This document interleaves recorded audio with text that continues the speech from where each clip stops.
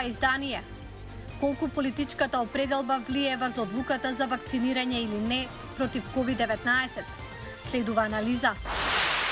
Борбата против климатските промени треба да почне во училиштата, апелираат екологистите. А како пандемијата се одрази врз животните? Вдомувањето на миленици во САД во пораст. Останете со нас. Поздрав од Вашингтон, јас сум Милена Ѓоргиевска. Ова е Њусфлеш на гласот на Америка на македонски. Различните мислења меѓу политичарите од почетокот на пандемијата се одразуваат врз одлуката на граѓаните дали да се вакцинираат против COVID-19 или не, велат аналитичарите. Истражувањата покажуваат дека довербата во вакцините во САД е поголема кај постарите лица, отколку кај помладите.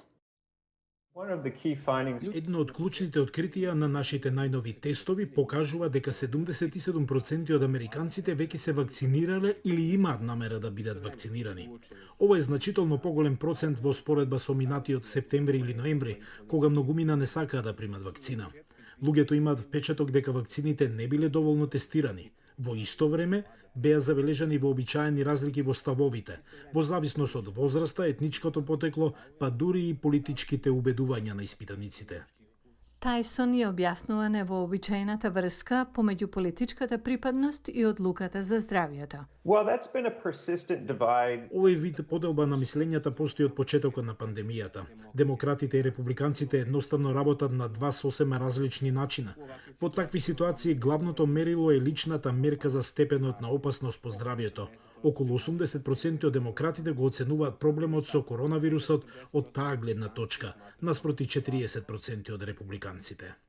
Оние кои се повнимателни во врска со вакцината, сакаат подобро да се информираат за природата на самата вакцина, додава Тајсон.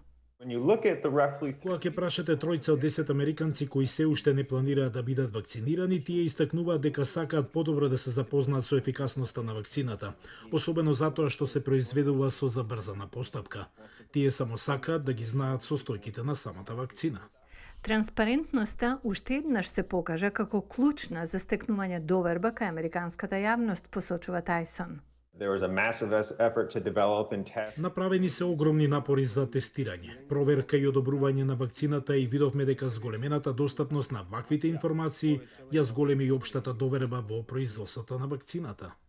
Во врска со разликите во ставовите според возрастните групи, Тајсон истакна.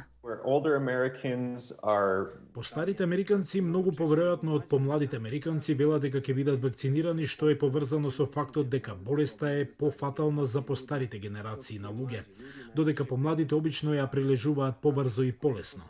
Разлики постојат и меѓу побогатите и помалку богатите американци, како и меѓу оние со високо или пониско образование. Побогатите и пообразованите се поотворени за вакцинирање отколку другите граѓани. Исто така постојат разлики во етничкото потекло. Афроамериканците припаѓаат на слојот на населението кој до неодамна беше најскептичен во врска со тоа. Сепак, во исто време ситуацијата брзо се менува. Во овој момент 61% од афроамериканците или се веќе вакцинирани или имаат намера да го сторат тоа. Прашањето за кое постои општ консензус во Америка е загрижувачкиот факт дека пандемијата во голема мера го загрозува просперитетот на Америка.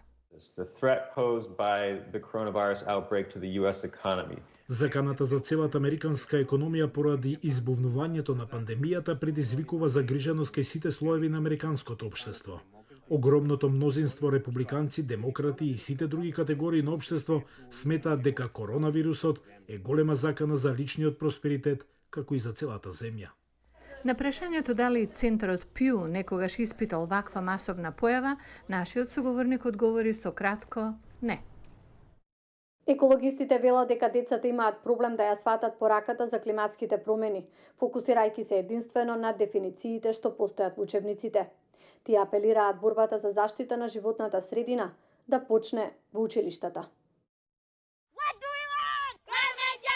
Екологиската Ванеса Накате од Уганда сака следната генерација да ја разбере важноста на дрвјата. Од 2019 работи со 15 училишта кои се приклучени во незиното движење Исправи се, кампања за подобра заштита на шумите во Уганда. Но признава дека кривањето свест за климатските промени кај младите останува предизвик.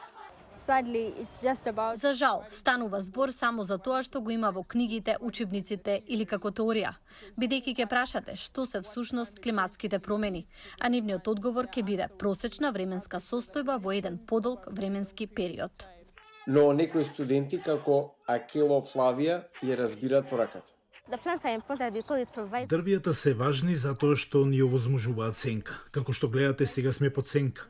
Може да дишете свеж воздух. Можеме да го почувствуваме воздухот. Тоа е убаво, но лошо е што слушнав дека ќе ги сечат дрвјата. Замени главната учителка во основното училиште црквата Газаја Оливија Нантамумби вели дека треба да се вклучат повеќе деца. Учениците ќе помогнат да се заштити животната средина и да се одржи климата, а со тоа ќе придонесеме до намалување на сушите. Националните шуми на Уганда објавија дека покриеноста со дрвје во 90-тите била 24%, но со развојот на индустријата за дрва се намалила на само 9% до 2015. 95% од жителите на Уганда користат огревно дрво за готвење. Програмите за садење дрва помогнаа пошумувањето да се искачи на повеќе од 12%, но НАКАТЕ вели дека лидерите на Уганда треба да сторат повеќе. our message is no more empty. Нашата порака е да нема повеќе празни ветувања од лидерите. Ние сакаме вистинска акција. Климатските промени не се нешто што доаѓа во иднина. Тоа е нешто што се случува токму сега и ги уништува животите на луѓето.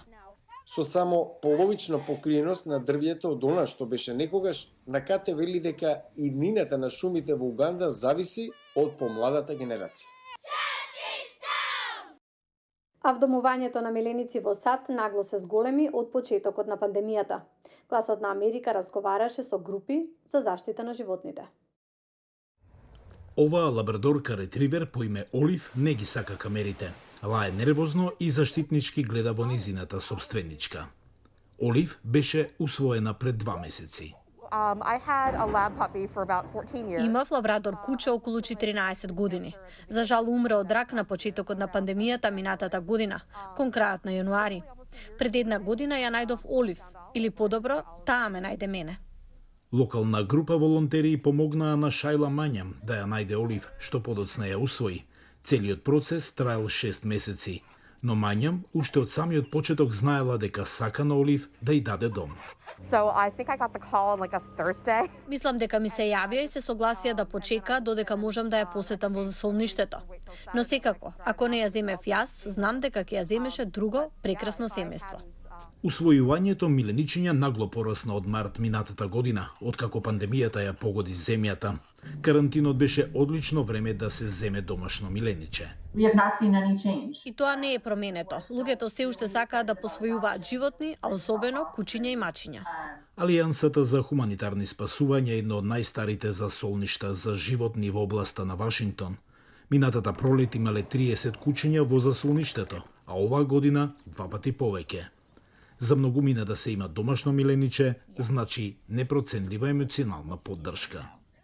We have had several adoptions. Имавме неколку случаи на посвојување кучиња за емоционална поддршка на деца со аутизам или некои други заболувања. Џули Рукавина, која со месеци била во самоизолација, вели дека без нејзиното куче од видот Чивава, искуството ќе било многу потешко. I could always, Секогаш можете да го гушнете. Многу сака да се гушка. Секогаш е во ваша близина. Во изминатата година неколку пријатели на Рукавина го следеа низиниот пример и посвоија кучиња од засолниште. И волонтерите се срекни да пријават дека и покрај стравот дека многу животни би можеле да бидат вратени со олабовувањето на мерките. Тоа досега не се случило. Благодарам што не гледавте. Пријатно до утре.